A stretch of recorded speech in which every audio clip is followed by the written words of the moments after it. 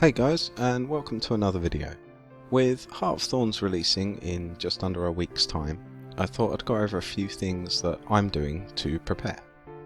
Firstly, I'm doing map completion on some of my alts to gain maximum hero points available. This will help with unlocking the elite specialization, traits and skills. I'm only doing this on characters I know I want to play the elite spec on straight away, as it could also be beneficial to hold off on map completion. This is because when Heart of Thorns releases, we are getting a new map reward mechanic for completing events, jumping puzzles and mini dungeons in the core maps.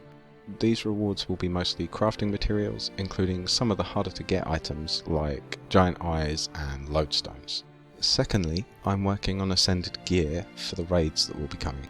I've now completed my heavy set and am working on my light one, as I'll likely be playing Reaper after release. I also have a fair few rings sitting in my bank waiting to see if any of them would be viable for new builds in the expansion.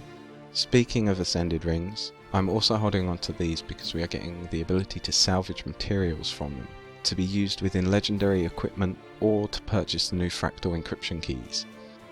It's also worth noting that if you are after the Sinister Ascended recipes from Silver Wastes, or the Sinister Ascended accessories from the Living Story Season 2, then I'd make a start on those sooner rather than later, as you may find that Silver Wastes will be less populated when the expansion releases. Thirdly, I'm aiming to get my fractal reward level to 50, I'm currently sitting on 46. This is due to the changes coming to this whole area of the game in the expansion. For those that do not know, fractals are changing to be a single fractal island as opposed to a fractal chain which consists of 3 fractals and 1 boss, as well as the maximum fractal difficulty level being raised from 50 to 100. I want to be able to jump right into a 50-51 level island and see what they have done to make these more challenging. The final thing I'm trying to do is stockpile materials, runes, sigils and gold. This is purely to make sure that if I need to make something new for a certain build, it's not going to cost me a small fortune. Plus, we do not know what will happen with the market after release, so it's always good to have a nice stash of this type of stuff to make a bit of money, if you can. The other thing I'd recommend stocking up on is food and potions, as these are likely to increase in cost once the first raid wing is released.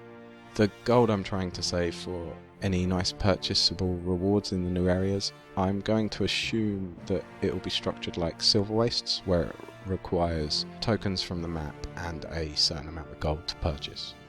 As a side note, I'm also trying to figure out what masteries I'll go for.